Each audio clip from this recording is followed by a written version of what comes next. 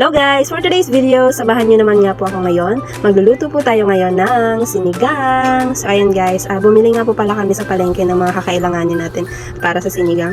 Gulay, syempre hindi mawawala yung karne dyan. So ayan guys, since wala pa po kami sinaing, nagsaing pa nga po muna ako.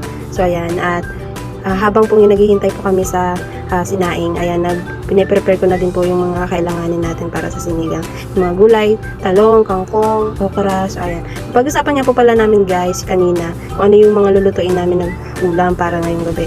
So syempre, naalala ko yung kinain namin na sinigang kagabi sa Giligan. So ayan, kaya nag-request din yung kapatid ko na sinigang na lang alutuin po namin ngayon. So ayan, kaya napa-oo na lang din ako kasi nag-craves din po talaga ako sa sinigang kagabi.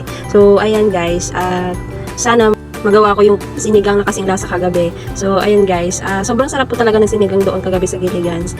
Talagang, yun talaga yung nahanap-hanap namin. Kaya binabalik-balikan namin doon. Kaya rin siguro talaga maraming kumakain doon. At as in talaga punong-puno talaga sila palagi. Dahil sobrang sarap ng sinigang talaga nila. Mapapawaw ka talaga sa sarap, as in. So, mapapawaw ka din talaga sa presyo. Charing. So, yun guys, sugasan man po na natin yung ating karne, ayan. So, dapat hugasan natin na mabuti para maayos siyang maluto. At syempre, yung ating mga gulay, isa-isahin natin yan. So, ayan na nga guys, na-prepare na natin yung ating mga gulay, yung ating mga kailanganin. So, ngayon naman guys, is magbigisa na tayo ng ating bawang at sibuyas.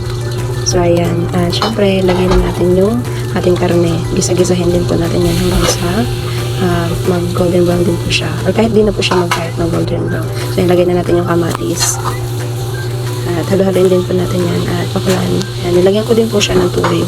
Ayan guys. At lagyan din natin ng pampalasa. Nor cubes. At yan nga, lagay po natin yung ating patatas. Pakukulaan lang po natin yan.